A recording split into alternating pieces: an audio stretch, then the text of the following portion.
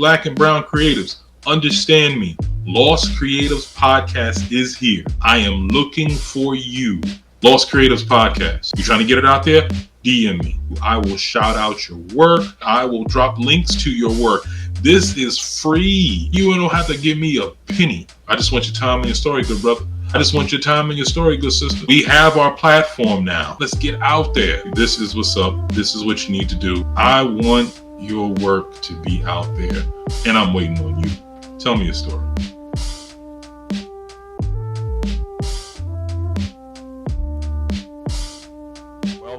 Welcome back, everybody and all of y'all, to the L.O.S.T Creatives Podcast. I am your host, Ijlal Abdullah Muhammad, and we about to get in some things, okay? So, this is an intimate podcast, but today I'm going to get real good and intimate. Basically, what I mean is this is going to be between me and all of y'all, okay? I'm just going to rap to you with, something that's been on my mind. I've had a question that I've thought about, I've heard, I'm pretty sure as creatives you've heard, you ran into, and I want to address it. So what better place to address it than on the L.O.S.T Creatives Podcast, right? So here it is. Do creatives have a responsibility or a social responsibility with their work, or does that put limitations on their creativity? So I want to start by quoting a very excellent creative, the late but great legendary Nina Simone. She stated, "An artist's duty, as far as I'm concerned, is to reflect the time. At this crucial time in our lives, when everything is so desperate, when every day is a matter of survival, I don't think you can help but be involved." Now, once again, that was a quote from the late, great Nina Simone. If you know her, obviously you've heard her music, you know her work. She's done songs, famous songs like Mississippi Goddamn. She has redid one of Billie Holiday's song, which is Strange Fruit. So, if you know those songs, you know very much where she stood with making sure her music was a voice to the political unrest, the social unrest, the oppression at the time of Black people in this country. So she made it her business very much to understand and believe that it is a creative's responsibility, an artist, as she stated, to make sure that their work speaks out or reflects the social climate and what's going on. And that's what I want to get into, right? That's what I want to address, because I'm sure we all ran into it. And basically, I wanted to share something with you, some of my own work as it relates to this topic, and then I wanted to give you my perspective. Okay, I wrote a poem. I think this was in 2021, something like that. Basically, what it's about is about a slave, in particular, a house slave, who was expressing, how he feels towards the field slaves and how that affects him. Okay, so I'm going to go ahead and recite this to you now. It is titled "Conditioned Me." My conditioning has conditioned me. We are caught by the same trap. So don't hate me because I choose the side with less pain. You look at me as if I'm a disgrace because I'm in the big house while you slave through sleet, snow, heat, and rain. You get the worst food and I choose to eat good, the best of the scraps. I choose to sleep right below where the dogs stay. And wherever or whenever you get to sleep, it's where the pigs crap. My conditioning has conditioned me. I am proud to wash my master's back, ass, and feet. Look how well he cares for me. Look how disrespectful you are. moving slow in the sweltering cotton fields, working hard from morning till you can no longer see at night. I keep the cleanest of the house slave clothes, as long as I make sure my wonderful master's home is kept. I remind him that you need to be put in check whenever you think about taking a free step. My conditioning has conditioned me. You have the nerve to come to this house and tell me, let's go, let's be free from this master's land? And I'll run with passion to my master and be happy to inform him of your plan. I'll tell my master exactly how to whip you, just how to torture and punish you for ever thinking you deserve better than what great we have here. And as he rips the flesh from your back, as he tears your limbs from your body, while the other good-for-nothing Negroes watch, as he rapes your wife and drowns your babies while you watch, I'll tell my master this is good for him. He'll never act up again. I'll tell him this with a smile on my face and pray to my God my master doesn't see my tears. My conditioning has conditioned me. So I hope you liked it. So I wrote that back in, I think it was like 2021. And the reason why I wrote that is because at the time, I don't know, at the time it just seemed very much like there was a new surge or a new group or another individual who was Black pushing for or promoting policies or people who clearly had no good plan for them, who clearly was against them, who very much were racist, you know, and their ideals were clear, but yet it seemed like these Black people, you know, these Black groups where they championed them, and it was just irritating the hell out of me. I mean, I just, you know, this is nothing new. You've always had that type of person, you know, the coon or whatever have you. You know, it's always existed, right? But it just, I don't know, at that time, it was just really getting on my nerve, because at a time where I thought that this should be clear, you should never be for something that's against your upward movement. So I don't know. What I did was I redirected my frustration, I redirected my anger, and I wanted to just really understand, you know, like, what is it? What would make someone want to do that? So I tried to get into the mind state of that person. I tried to understand their logic, if you will. And in doing so, I wrote this poem. This was my way of possibly expressing the mindset of the sellout, of the coon, what have you, you know. And you know, that's where I wanted to take it, in hopes of trying to better understand. I left it with a sympathetic end, where the house slave, after doing all of that, stated that I hope that, you know, I pray, as a matter of fact, that my master doesn't see my tears. Because this is my thought process, is this has to hurt you. You have to see how being like that, selling your people up the river, you know, for whatever, you gotta see how this does not help you in the long run. You gotta see that, and maybe it's fear, or maybe it's conditioning, right? Maybe it's fear and conditioning that just pushes you to be that way, even though it hurts you to be that.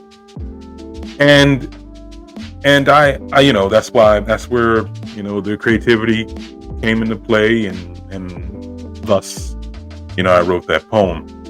It was relevant to what I was personally experiencing and having an issue with. And I'm quite sure I'm not alone. As creators, we often find that we're not alone, even though sometimes our creativity can be inspired from feeling alone, if that makes sense. So, getting back to the question, right? Do creatives have a societal responsibility with their work, or does that put limitations on their creativity? So, my perspective is like this. I'm kind of torn with this, and I guess I'm torn because I'm looking at it from Ijlal Abdullah Muhammad, the creative, and then Ijlal Abdullah Muhammad, the black man who was born in America and has lived in America, and whose parents were from here, and grandparents and great grandparents to parents being slaves.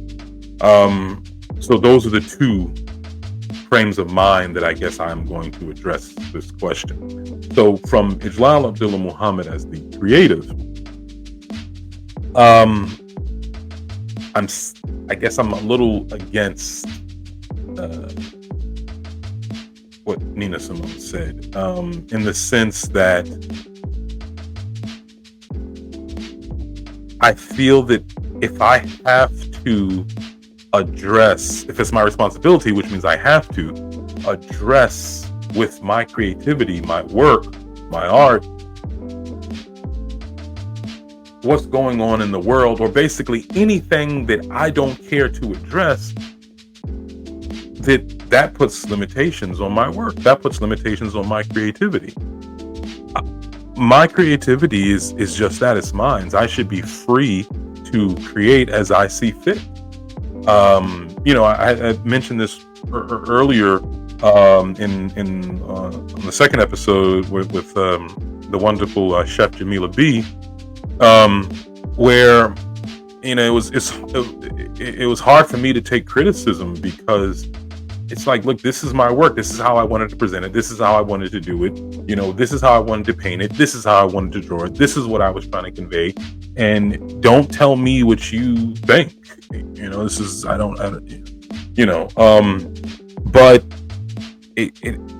and if I have to, and as artists that when we have those who support us, we have fans, to a degree, we're going to have to, we end up shifting,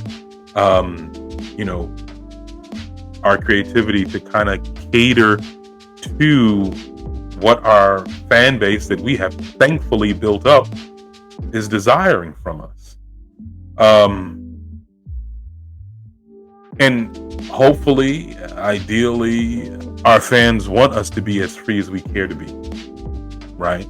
But a lot of times, we may have to tailor it a little bit.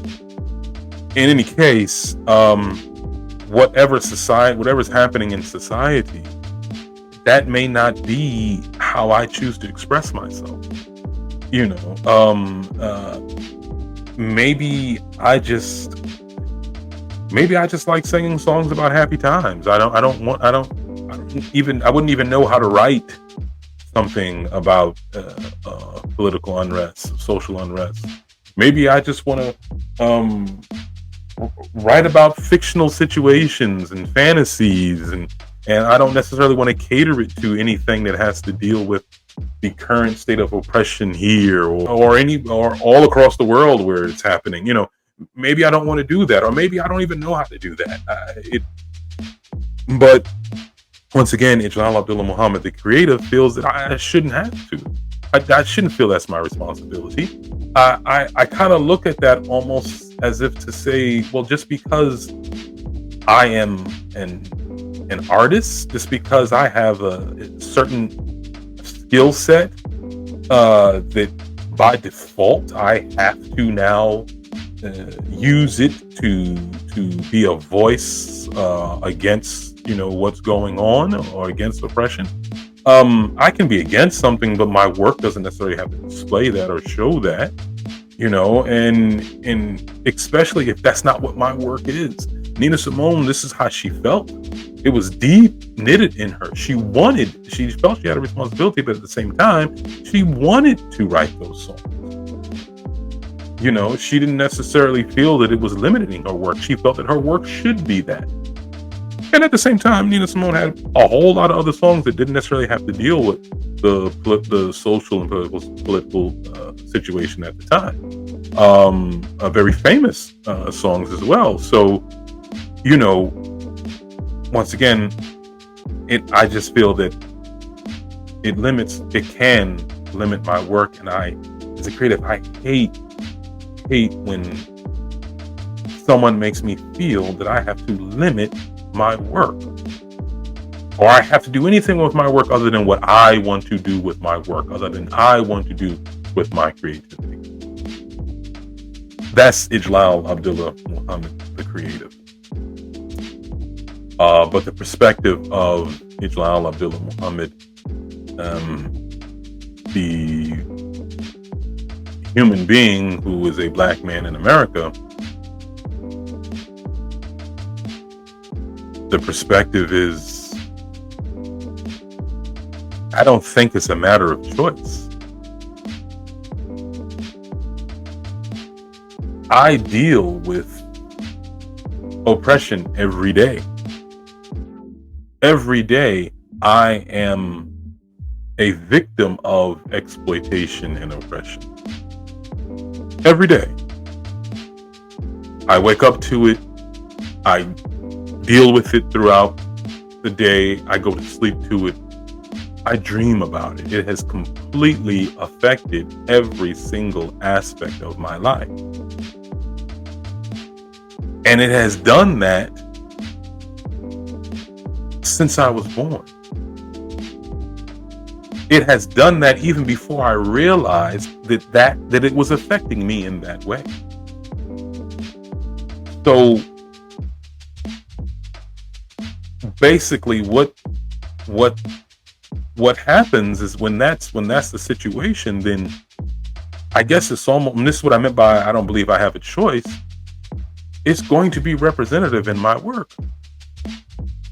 It's a huge part of my life. It has never not been a part of my life. The social and political climate and situation that I face here in America, and that I have faced here in America as a black man, coming from black parents who've come from black parents who've come from black parents who were forced to come here and be slaves. It is what it, it's always been one of dealing with this situation, this horrible racist condition. So I start being a creative, as a little boy, right? Drawing or whatever I'm doing. And I don't understand, or I don't learn until I'm older and a lot more mature, that from the very first thing that I can remember drawing to the last thing I wrote, the social and political situation that I face in this country has affected me throughout. And quite literally, I remember the first character first thing I can remember doing creatively was I illustrated this guy, and he had long wavy hair, and I was trying to draw a really cool looking character. I remember wanting to draw a really cool looking character, long wavy hair. I didn't draw a guy who had an afro or short nappy hair. You see what I'm saying? That wasn't the image in my head that worked well for a really cool character. Long wavy hair did. You see, and so, but at the time I wasn't making those connections. And then as I got older, once I once I started to connect with those feelings creatively, see, that's the other thing. You can connect with those feelings. Eventually, you have to connect with those feelings as a Black person in this country. But as creatives, it doesn't necessarily mean that once we understand what's been happening to us, that we connect it with our creativity. But once we do, then we actually start to see how it kind of always played a part. Not kind of, it did. As a principle of the matter, I would say, oh, that puts limitations on my creativity. But in retrospect, it is a part of my creativity. It is a part of everything I do. In my book, Lost, Lovers of Storytime, one of the short stories in there, I actually chose to address an issue as it related to the racist condition in this country and the effects that it played. Now, granted, this book is strictly a fictional one and a lot of fantasy. So, I use that fiction and that fantasy outlet to express those things. But, and by the way, the title of the short story in this book, one of the short stories in this book is A Mermaid's Tale. Very good short story. You should most certainly pick that up. TheLostPublishing.com. You can go on there and most certainly order the book. It's excellent read. A Mermaid's Tale is just one of the fantastic, wonderful stories in one of 7 in Lost, Lovers of Storytime. So you need to go ahead and get lost with that. Okay, but back to my point. It was just always something that I did and always expressed myself through my work. I used to wood burn. A few wood burnings that I did definitely addressed the condition of Black people in this country. There was a painting that I did that also addressed the issues that Black people face in this country. So, and it wasn't forced. It was literally maybe something happened or something on the news about another Black person being killed by police or any number of just racist things that happened to us here. Whichever one at the time could have inspired me, or it could have been something that happened to me that day. But I definitely reflected it in my art. And this poem I wrote was a prime example of not just me feeling I have a responsibility, but just what I'm currently facing. Needing an outlet in my creativity is always there for me to give me that outlet to express this issue that I have as it relates to the horrible condition that we face here in this country as Black people. And it's not going to stop there, because horrible conditions haven't stopped all across the world.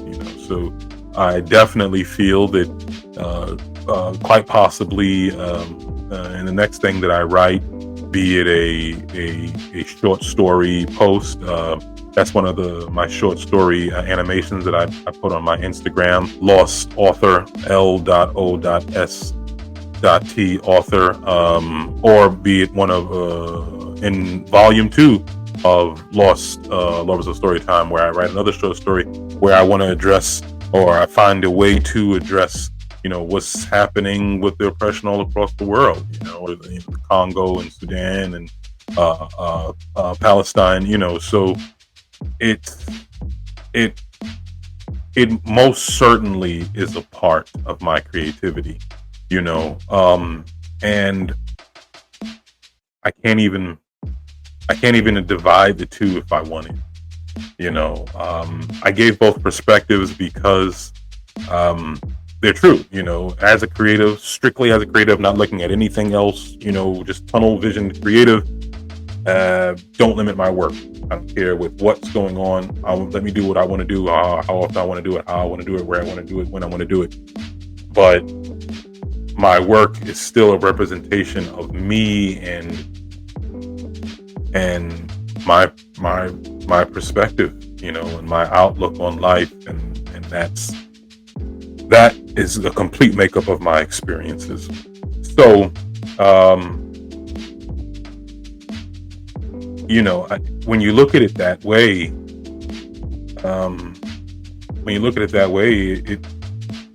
I can definitely understand why someone would say,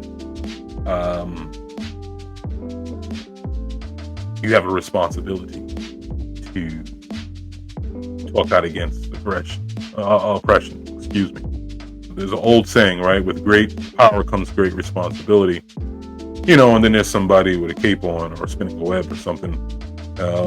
They like to follow that up with a fictional character. But I think it's very true. I think it's very real. Granted, as creatives, we're not bulletproof. We're not impervious to bullets, or we're not faster than the speed of light, or, knocking down walls with our fists. But we do have a gift. Undeniable. We do have something that, even though you have, thousands of millions of people who can paint and who can sing and who can draw and who can write and who can dance and who can whatever, there's still 8 billion people in the world. And all of those creatives aren't all in the same neighborhood. We're spread out. And not all of us are so involved with our creativity that we're actually choosing to make it a life for ourselves and present it to the world. So when you look at it that way, that creative list gets even smaller. And then it gets even smaller by those of us that actually have a following. So when you think about this wonderful gift that we have, and we have people who listen to us, we have people who follow us, we have people who like our work, who tell other people about our work, and then they tell other people. Well, then, I guess if we know that and we can see that happening,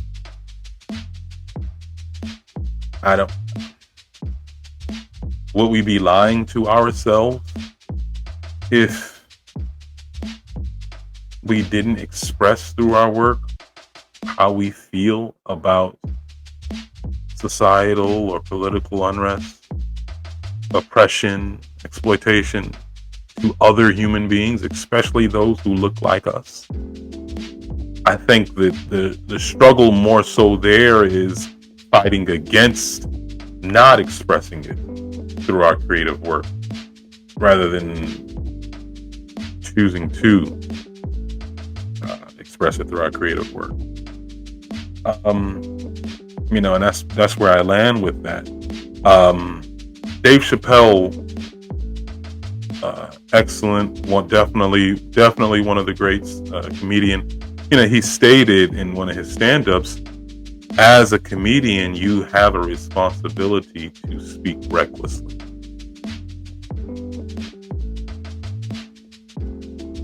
There you go. Another great creative expressing where they stand when it comes to the bull crap that we all run into in this world, especially as Black and brown creatives. Especially as Black creatives. I mean, it's like, I'm not saying that you need to get out there and start raising awareness. I don't know your life. I don't know what pressures you have. I don't know what fears you have, and I'm not going to dismiss them. I tend to like to speak for myself because I know I'm being safe. And not only that, I know I'm being as I'm sounding as smart as possible because it's me. I can't talk for another person. But for me, I don't fight it. I don't fight it. I say I don't fight it because it's in me. The condition that I live in as a black man in America affects every aspect of my life. Thus, I don't fight avoiding it in my creative work. It's a part of me. It's in my creative work is a part of me. So it's going to be in there one way or the other. One way or the other. I'm going to write a poem, like conditioned to me, right? I'm going to write a poem. I'm going to make a painting about it. I'm going to mention it through a character or a situation in my book.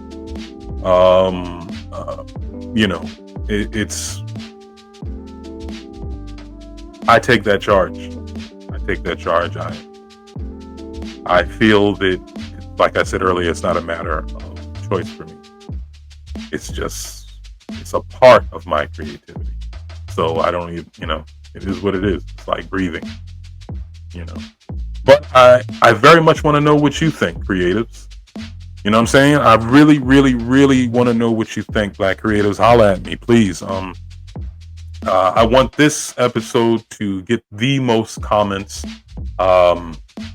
because I know we all have different opinions out there, and I really want to know. I really want to know what you think. I want to know if you side on the fact that, nah, man, don't limit my creativity. I should be free to do what I want to do. I don't want to, my creativity is an outlet for me. It's an escape from the reality of the world. So I don't want to bring that in. And Dick, if that's where you're coming from, that's what's up. I can completely understand that.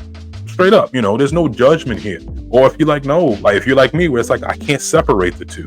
I gotta express it through my work. My work is that, and it's the oppression, it's the exploitation that made me realize that I was creative in an area. So therefore, this is what it is. Whatever it is, it's all good. I want to know where you stand on it. I really do. I really want this episode to generate a lot of comments from black creatives. Come on, let me know where you stand, because I know you've run into this. I know you have, and I don't know, maybe you don't want to necessarily share. So, thumbs up or thumbs down, something, but, please definitely share the feedback. So that's really it. Most certainly holler back at me on that. I mentioned once again, L.O.S.T. Lovers of Storytime, Volume 1.